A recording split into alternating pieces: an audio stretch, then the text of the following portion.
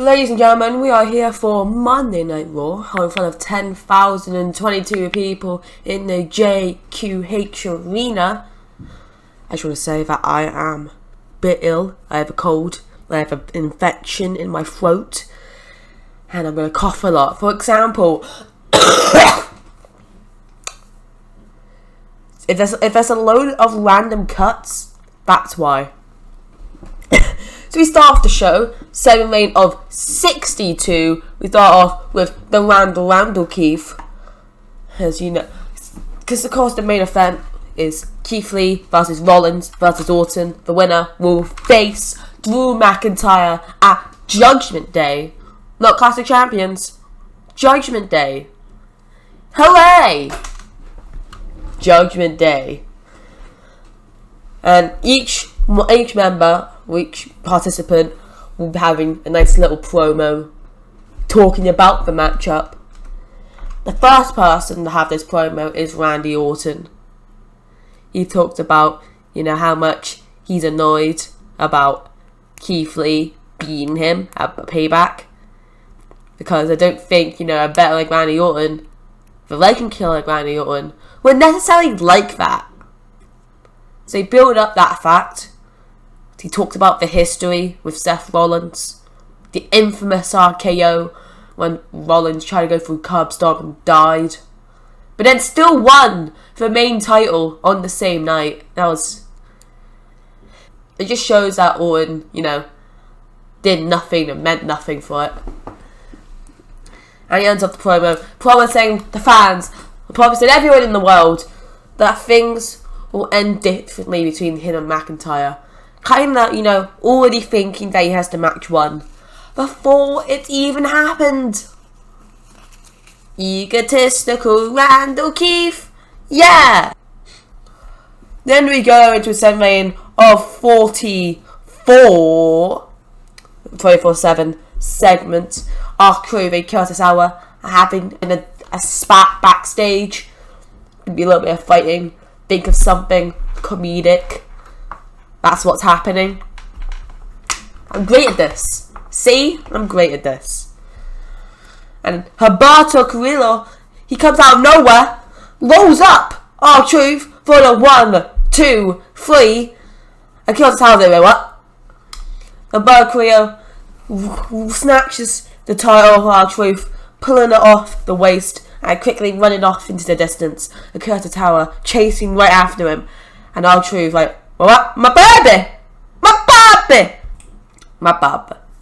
Mercury penalised for language problems. Good to know. Ooh.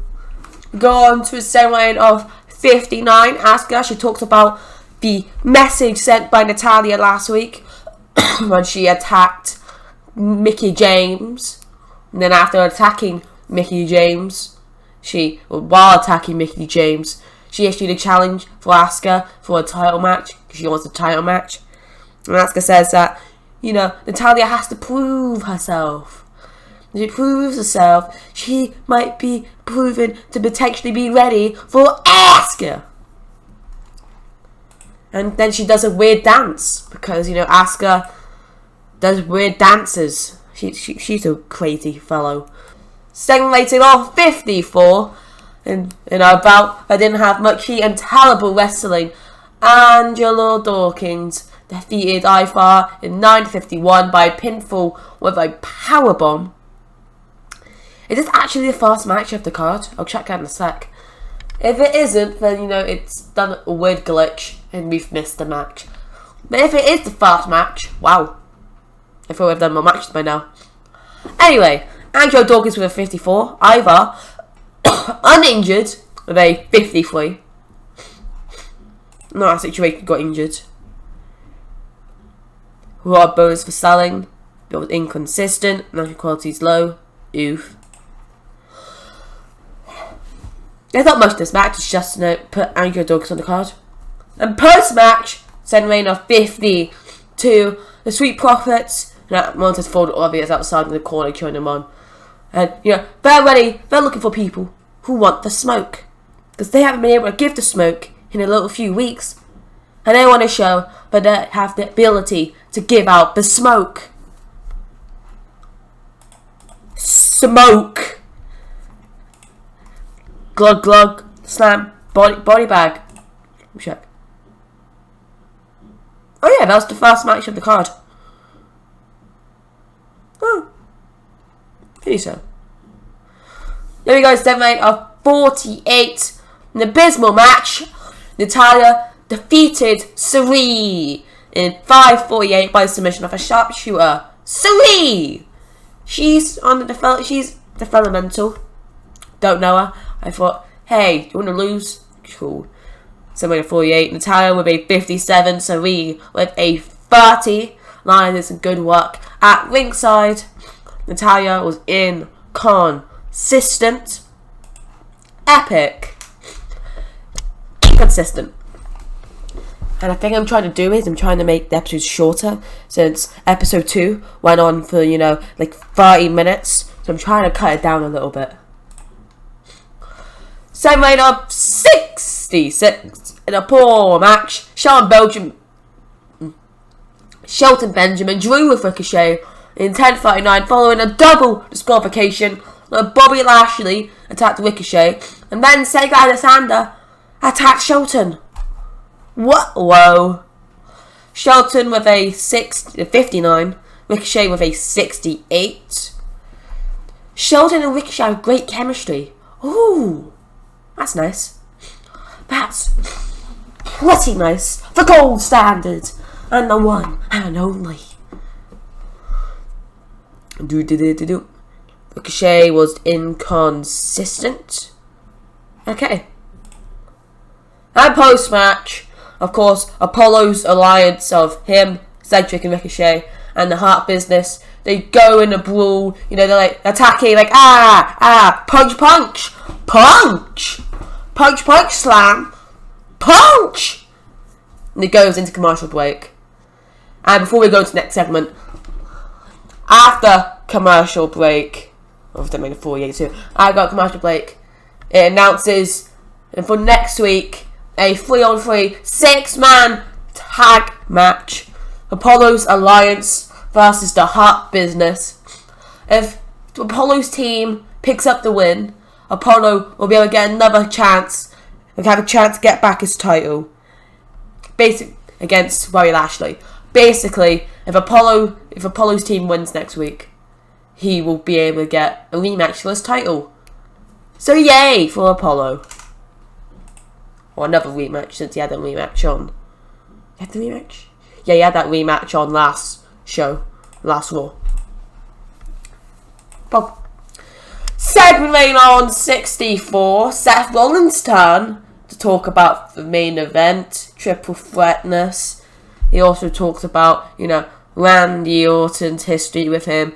Talked about, how green and naive people he is about this broad world of the World Wrestling Entertainment. Talks about, needing sacrifices for the greater goods, fulfilling the prophecy handed out to him when he first decided to lead people onto the path of greatness. Yada yada yada yada. He's a messiah. Of course Marvy would be here with him, but Marvy's kind of busy getting ready for his match against Dominik Mysterio. Which is, of course, an Extreme Rules match. Because why not? A mainstream Extreme Rules match. So actually I will put on TV. Segment rating of 51. The Hart Business are backstage, they're not happy with Apollo's team getting a match next week, and they have to, make sure they didn't win so Apollo doesn't try to get his greedy mitts on the US title again. When suddenly, out of nowhere, you see the head of R-Truth pop out from behind him, and instead of trying to roll up Bobby Lashley, he just tries to steal the US title, trying to pull it back, as he's thinking, oh, that's my baby! Even though Humberto Carrillo stole it. So he goes and pulls it, he's like, give me back my baby! Even though Versailles has to pin them, Bobby Lashley, he keeps a hold, he turns around, and Archie's like, oh, I thought you were someone else, my bad. and then he gets punched in the face and gets knocked out by Bobby Lashley. It's a little bit of humour. A little bit of humour. I was thinking, I might get R-Truth to tie back immediately. Then trying to make him have infinite title reigns. For a start, yeah, this is what R-Truth's doing until the day he retires from wrestling forever. In my thing. No offense to R-Truth, but you're not getting pushed in it. This is your gimmick. Your gimmick is being too stupid to realise that a US title and a 24/7 penny look exactly the same. Because why would you think that? So in off 47, Dominik Mysterio is getting a last minute advice from Rey and Mysterio, and Rey's like, "You're going into an Extreme Rules match. I thought I would bring in, a legend of hardcore wrestling to tell you a little bit of last minute pointers." Then here comes Hardcore Holly, and Hardcore Holly, he gives Dominik a little bit more advice before his match on the ground rules of hardcore and how don't die, peace, and that's Hardcore Holly. Look at him. Look at him. And then we go second lane of 50. Dominik Mysterio versus Murphy in, well, it's called a hardcore match, but it's an Extreme Rules match, since we're in the mainstream. In a terrible match, Dominik Mysterio defeated Murphy in a hardcore match in 15:54 by pinfall with a surprise cradle from out of nowhere. Dominik Mysterio with a 46, Murphy with a 55. The storyline advanced, lost heat. I was thinking, I would make, the other Mysterios and do a little bit of Mysterio things. I kind of like what they're doing with Mysterio stuff. But I thought, nah.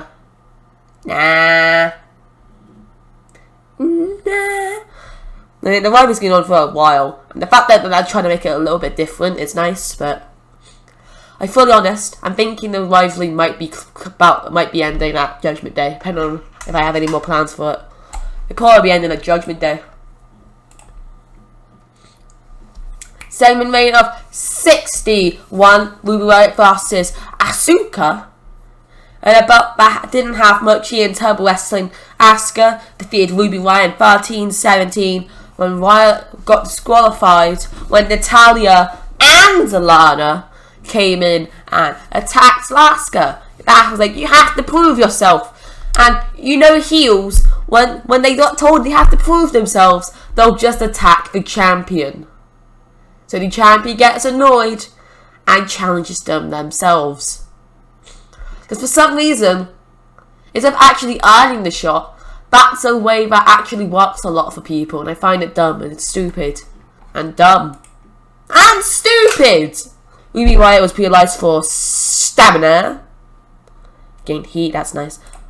And then post-match, and Reign of 50 for Asuka. Is getting attacked by Natalya and Lana. And unlike last week, where Mickie James got attacked and Asuka didn't come out because Asuka had nothing to do with it besides from Natalya saying, "I want to fight you," Mickie James, she runs out and makes the save, saving Natalya and Lana. Well, not saving them, saving Asuka from Natalya and Lana. That's what I was supposed to say. So Mickie James, I'm trying to put into a storyline, but as you can see, that's not where I'm heading for Mickie James being involved. But I am adding that to the storyline since she's doing stuff with Natalya and Lana. And I thought, well, I think she is still, I don't know. And I thought I'll shove them in. So then we're now 47. Hardcore Holly, he's like calling someone on the phone. He's like, he's calling for like an Uber because he's done what he needed to do. Dominik got the win. He helped in a way. And out of nowhere, Black Mass from Aleister Black. Why is he attacking Hardcore Holly? To prove his dominance. He viciously beats down Hardcore Holly. Black Masses him for a second time and throws him through a window. Not a car window, but like there's like You know in like WWE 12 in that backstage area, they had that window and you could throw them through, and it's like made, and of course they made out of sugar glass. Yeah, that. It's all about how physical you can get. Oh, where did he go? King, he's got to be out. Not in a way. So that's the back. He really beats a alumni. He's not actually a Hall of Fame, not a legend. He's an alumni. That's a better word for it. And that's just to show, he's bad, he's mean, and I didn't do it to advance the storyline. A random match to show off, one half of the women's tag champs, and show off the women, the ones that aren't valued by WWE as much. Then made a 51 about the Hallelujah and embarrassing wrestling. Liv Morgan defeated Nia Jackson and Bianca Belair in 1329 when she pins one half of the women's tag team champions. Of course, her and Ruby Riott are done a real reunion of White Squads, and people may be wondering, wait, what happened to their thing with the Iconics? Are the Iconics still a tag team? Yeah, they are. They're on SmackDown. I moved them to SmackDown because I didn't understand the rivalry. I didn't care for the rivalry. I moved it. Basically, rivalry I didn't care about. I either didn't care for them and tried to find a way to them not be involved, or I'm saving them for a later date where I can do it better. Ta-da! So, before we get to that, of course, Liv Morgan, being one half of women's tag champs, could be setting for the White Squad version 2 up for a potential tag title match. Maybe. Potentially. Ooh. Yeah. Bianca Belair and Liv Morgan are both inexperienced. Epic. The final man to talk about the title match and number 1 contender match in the main event. I think that's up next, actually. Then we're at 64. It's Keith Lee. He talks about his quick dominance on Raw. This is only his third show as a main roster participant. Only the third episode of Raw. He's already beaten Randy Orton on pay-per-view. He's already gained respect from the WWE champion. He's already potentially getting a number. He's already a numbers contenders match to potentially face him, being the WWE champion at Judgment Day. And Keith Lee thinks he's doing pretty good. He doesn't discredit any man. Of course, he knows that Seth Rollins and Randy Orton are big boy of the business, future legends. Orton, he is basically going to be a legend, yet he's still the legend killer. Seems pretty dumb, but I'll roll with it for now. And Keith Lee, he might not have as much experience as them. He might not have been on this limelight for too long. He might get stage fright, but he is limitless. Yeah! Limitless.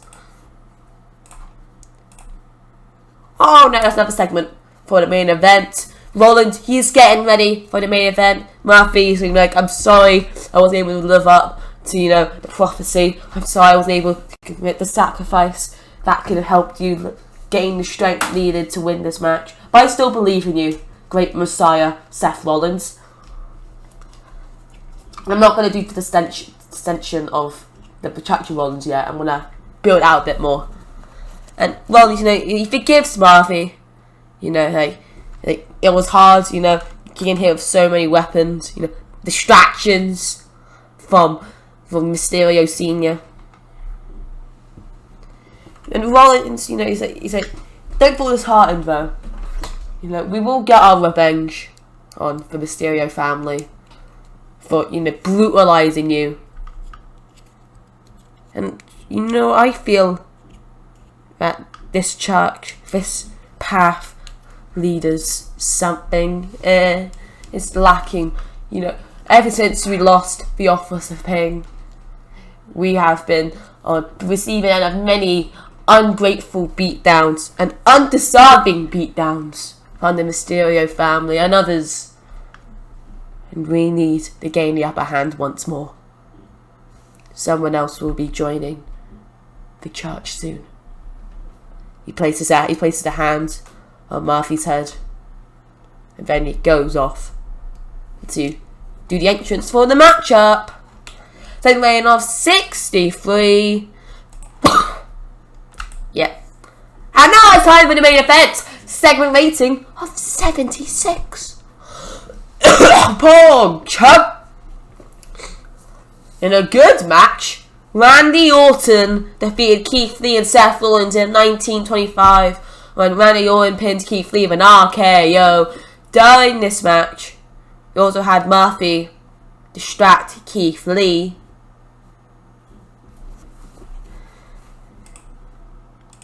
And I think I forgot to put something else. Oh yeah, I did. I'll lead you into the story. Seth Rollins, he was getting close. So Murphy, he distracts Keith Lee. Keith was getting distracted by Murphy. He's holding him. Keith Lee beats down Murphy. One fast headbutt, grabbing him by the throat. One massive chop sends Murphy off the apron, back onto the outside. Rollins was close, taking advantage of Keith Lee's distraction. He goes and tries to. He gets a nice little super kick in. Gets Keith Lee a little bit groggy on the ropes. And before he sets up anything big, Dominik Mysterio runs out with a kendo stick, smacks Rollins in the back, beats down Rollins, makes him go out and floats him out to the outside, and then rolls out, and then they have a little bit of brawl, taking Rollins out of the ending. And Orton, he slowly rolls in. He rolls into the ring. Keith Lee gets off the ropes, looks over to what orders, and one big fat heart KO. Pinfall 1, 2, 3. Orton getting the win, getting a pinfall over Keith Lee after he got one over him at Payback. I keep wanting to say Backlash. I don't know why. Keith Lee with 64. Orton and Rollins both with a 79.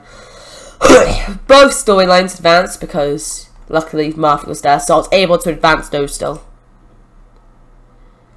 All bonuses. No issues. Actually, Bill Saxton, I don't care. I keep wanting to say penalizations. I know it's probably not a real word, but I don't care. I usually say it. It's like one of my gimmicks. I say dumb ass words. No penalizations from the wrestlers themselves. Pretty good. Pretty happy about that. I hope we get higher than a 66. Because I'm unhappy at the fact that both Raw and SmackDown both got 66s. And speaking of SmackDown, the injury on Cesaro, I think that puts him up for if I remember correctly, it puts him up for a month. He's able to do angles, but I don't want to strip them of the titles. I'll find a way to make that work. 71. I'm happy with that. Of course, not the best. We lost popularity in 24 regions. I haven't said so. I don't think so. It's only the start of the series. We'll get used to this. We'll get used to the wrestlers. Get used to where they are. We'll push them up. Make them great. At one point, I also will boost up. At one point, I will go and boost up the WWE Network. But that's when we get more money. We are still gaining money. Still, I'm happy with that. But I want to get more in the future. And we're at the 25-minute mark. But since my coughing fits, I probably have cut out a few minutes, which is kind of good, or at least a minute. Yeah, hope you enjoyed. Make sure to slap that like button if you want to see more. Make sure to comment what you personally thought of the show. Any potential signings you want to get me to get, suggest them. I won't be signing everyone. I'll make signings limited and rare. But when I do them, yeah. So yeah, post them down. Any potential storylines you want to see me do, with any of the wrestlers. You don't know the roster, it's the current 2020 roster. If you don't know what that is, or you think there's might be a few different changes, check out the mods, the link in the description below, and download the download TEW2020. Yeah. Or someone else's series on it, and they probably show you the roster. Because I don't know. I'm speaking. I'm rambling. I don't know why I'm rambling. There's no point rambling. Share this video and all of my TEW videos with people who also enjoy this type of content. Subscribe and smash the notification bell so you never miss a video or stream. Get on the second channel, ArchoToo. Use the same stuff over there, please. Thanks. I'll see you guys next time. Peace out.